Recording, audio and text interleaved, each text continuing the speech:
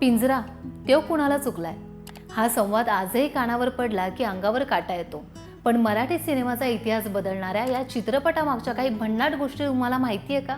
1972 मध्ये प्रदर्शित झालेला पिंजरा हा मराठीतील पहिला पूर्ण रंगीत चित्रपट ठरला आणि आजही तो अजरामर कलाकृती म्हणून ओळखला जातो. पण या चित्रपटामागे घडलेल्या गोष्टी आणखी रंजक आहेत. पहिली गोष्ट, हा चित्रपट थेट जर्मन लेखक हेनरिक मन यांच्या प्रोफेसर अंड्रॅट या कादंबरीपासून प्रेरित होता. दुसरी, चित्रपटातील चंद्रकलेच्या भूमिकेसाठी आधी जयश्री गडकर यांचं नाव निश्चित झालं होतं, पण नंतर ती भूमिका संध्या यांच्याकडे आली आणि तीच इतिहासात अमर झाली. तिसरी, डॉक्टर श्रीराम लागू यांनी कथा वाचल्याशिवाय भूमिका करायला सरळ नकार दिला होता. अखेर कथा ऐकल्यानंतरच त्यांनी मास्तर साकारण्यास होकार दिला. चौथी, चित्रपटाच्या नायिका अभिनेत्री संध्या यांनी केवळ अभिनयच केला नाही, तर चित्रपटातील तब्बल 9 गाण्यांचं नृत्य दिग्दर्शनही त्यांनी स्वतः केलं. पाचवी, गीतकार जगदीश खेबुडकर यांनी या एका चित्रपटासाठी तब्बल 100हून अधिक गाणी लिहिली आणि त्यातून निवड झाली अवघ्या काही गाण्यांची.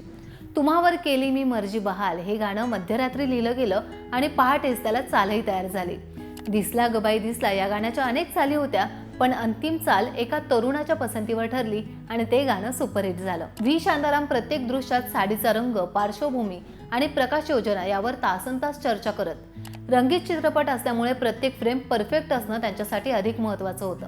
पुण्यात हा चित्रपट सलग 134 आठवडे चालला आणि मराठी चित्रपट सृष्टीतील विक्रम प्रस्थापित केला आणि याच चित्रपटाचा हिंदी रिमेकही बनवण्यात आला. पण मराठीत गाजलेला पिंजरा हिंदीत मात्र पूर्णपणे अपयशी ठरला. अर्धशतक उलटलं, पण पिंजरा आजही फक्त एक चित्रपट नाही, तर मराठी चित्रपट सृष्टीचा सुवर्ण अध्याय मानला जातो. पिंजरा चित्रपट तुम्हाला कसा वाटतो आम्हाला कमेंट करून नक्की सांगा आणि मराठी चित्रपटांच्या अशाच पडद्यामागच्या गोष्टी जाणून घेण्यासाठी लोकशाही फ्रेंडलीला फॉलो करायला विसरू नका.